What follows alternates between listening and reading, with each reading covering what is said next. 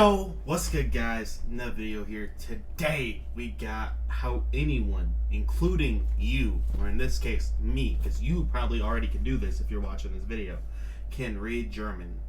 Now, this should be interesting. I saw a comment recommend this video and honestly I just thought, why not? By Squarespace. This one's for lovers of English as much as lovers of German. German is hard.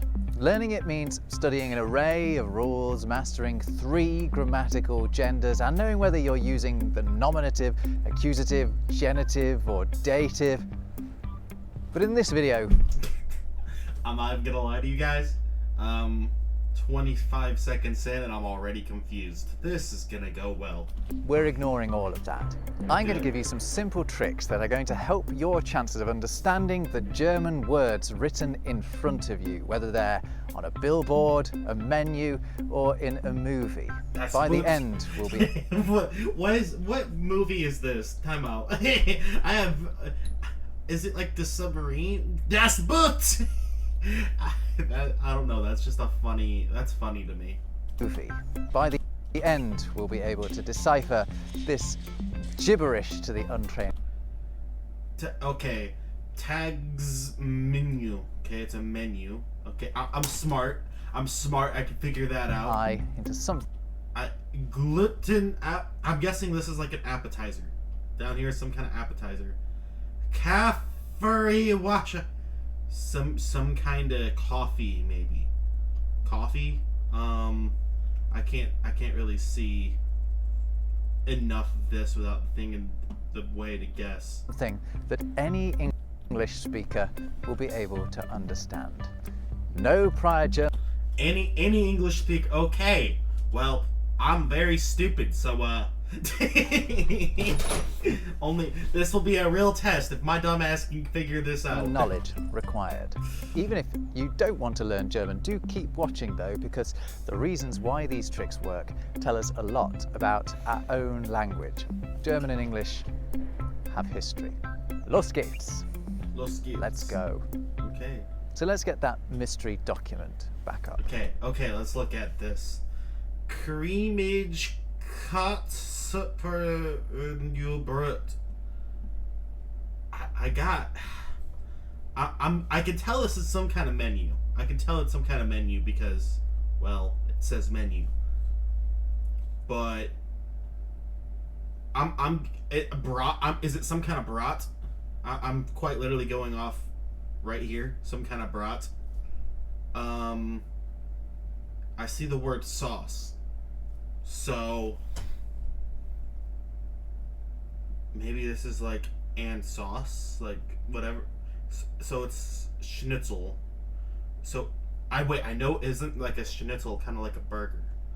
So this is like some kind of burger maybe. And yeah, okay. The key to decoding this is mainly going to lie in swapping letters in and out to make these words look more like English. I go into exactly why it's possible and what it's got to do with all of these guys later, but the key point is that English and German are part of the same language family. They share a common ancestor that they both developed from, and by retracing that development, you can find consistencies in how they differ. So for example, where English developed a th sound in certain words, German went off in a slightly different direction and ended up with a d sound instead. So where English has 3, German has drei.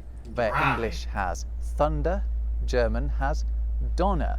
English thing is German ding, and where English has the, German has seemingly endless numbers of words of various genders and cases, all of which basically mean die. Bruh, they got you know what? If I ever get to learn German and I have to say I'm just saying die. Yes. Begin with D. And while we're here, actually, German has du and dein, which are 2 words that have the same ancestry as the age-old English words thou and thine. So There's our first trick. Swapping the D in a German word for TH can very often get you closer to the English equivalent. Interesting. Now, linguistically speaking, the D sound is very similar to the T sound. The processes in our mouths to produce these sounds are extremely similar. Just a tiny tweak makes a T. Is it, y'all, be honest, is it bad that I legit had to, like, say it to, like, test if he's right?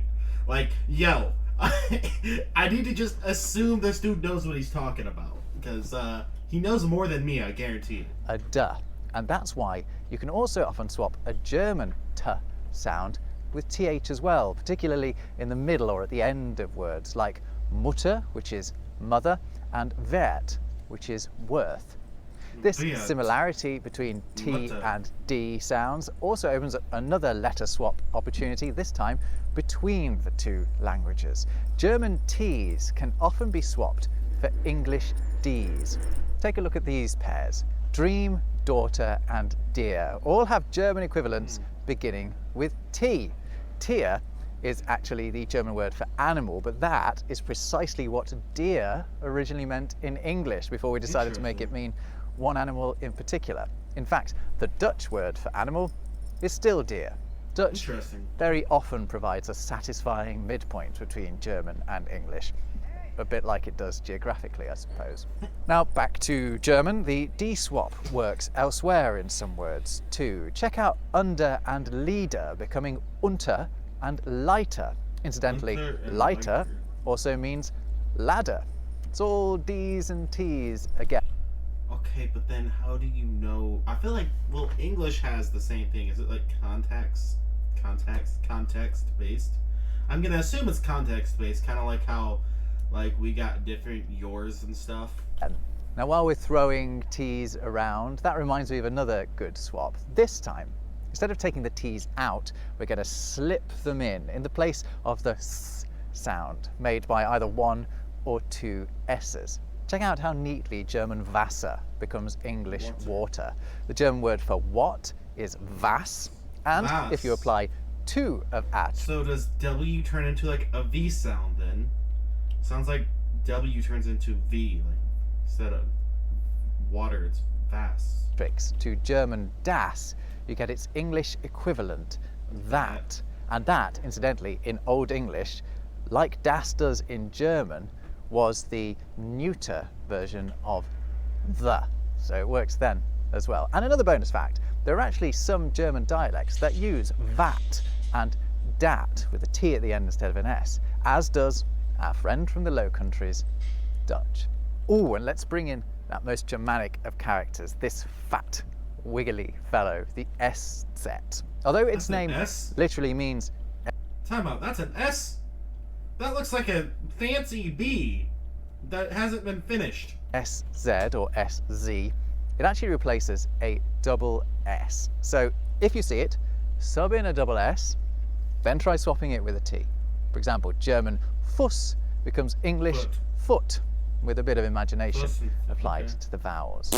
Now let's fling some more T's around, because adding a T can also help us solve all of these words. By subbing it in for the ts sound, usually expressed in German with a Z, we can get much closer to the English two, this time the number, and tongue. And there are plenty of others. Right, more of these to... I can figure out the first two, but then I was like, I'm not so sure. I'm not gonna lie to y'all.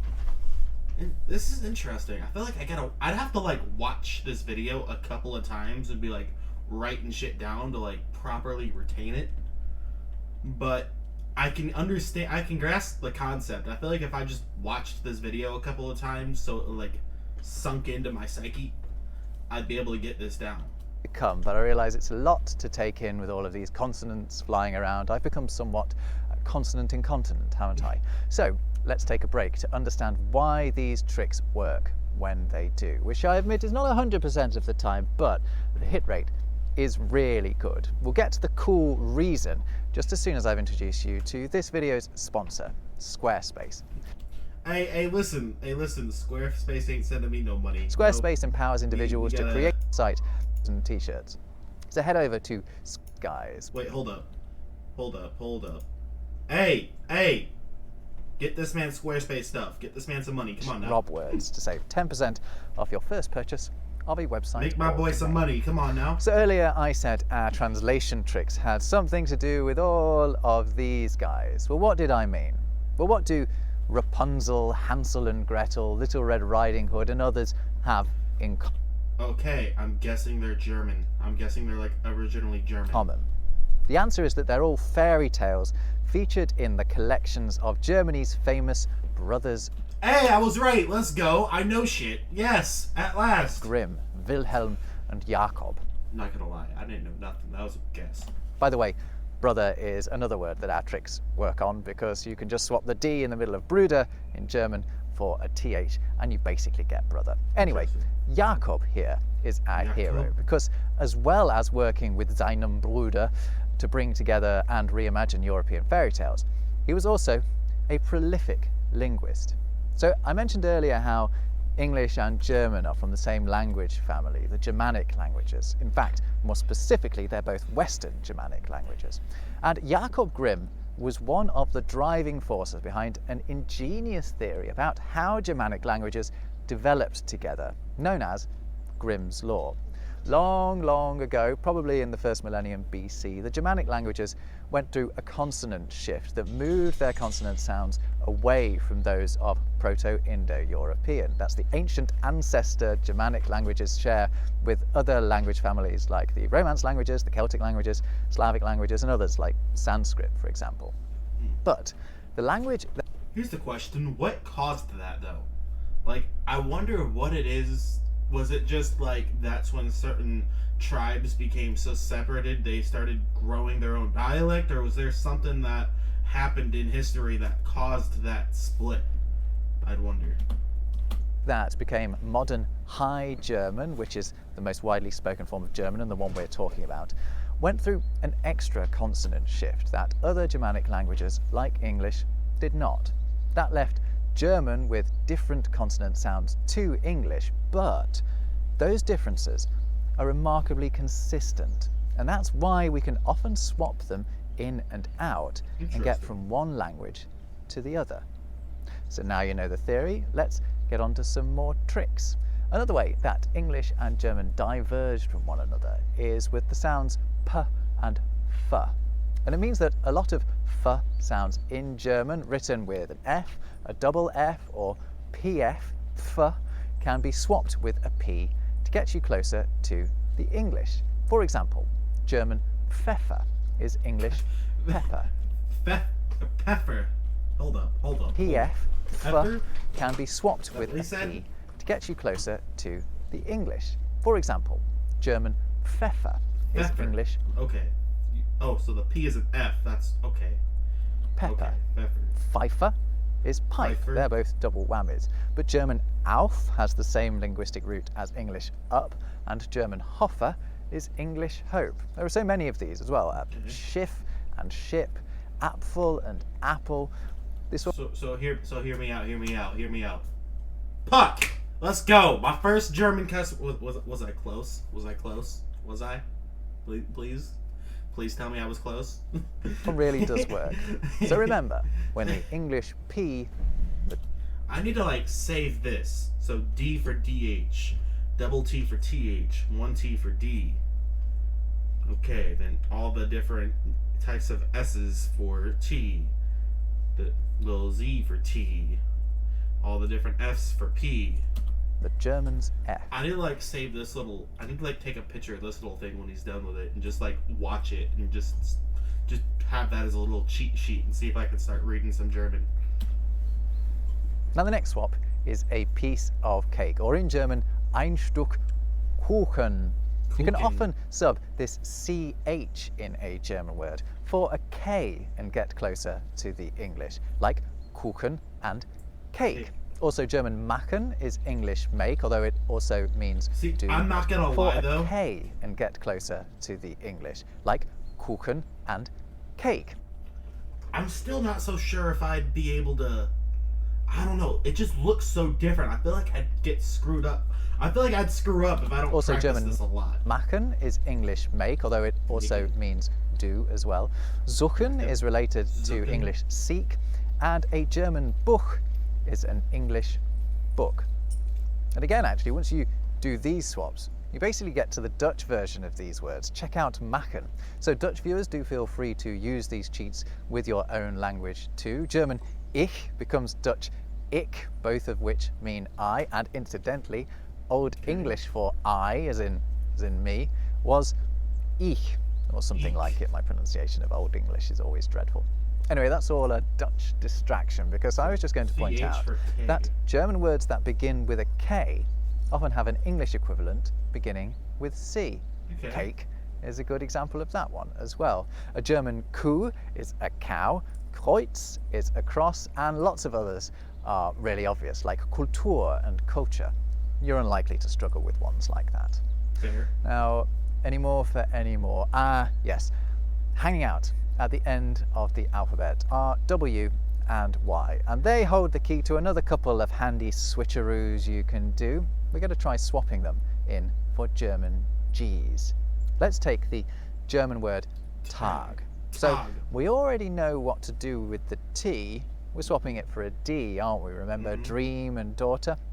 And now let's try, as I just suggested, removing the G and putting in a Y. We end up with day. What's the German for day? It's Tag.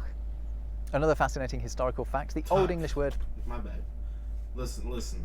I see it and I read the English version. It's my bad. That's my bad. It's in front of me. Instincts. For day was this. Notice anything? It has a G at the end, although it was actually pronounced more like a Y. It was something like die. Again, my Old English is dreadful. Anyway, some more G and Y swaps. German Weg is English way. German sagen is English say, and if the Y doesn't work, just give a W a go. German Bogen is English bow. Oh, and I've just thought... So, like, the EN almost goes away with some of these then. Like with say and bow, it seems like the EN at the end just disappears. Of another good one, actually. A lot of B's in German are V's in English. Take a look at the German words for live, and indeed for liver. Also to give, which is geben, and to stick things together is kleben, which is a relative of English cleave. Cleave is a fascinating word because it can both mean to separate and to put together. Have you ever noticed that? Little doggy. Had enough of these yet? Well, don't make me stop before I get to my triple letter score trick with CHT. German words containing CHT often have a similar English word with GHT instead. I give you light, both in the sense of the shiny stuff and the stuff that's easy to lift. Interesting. I also give you night, 8, and sight, and there are others. Ones to watch out for, though.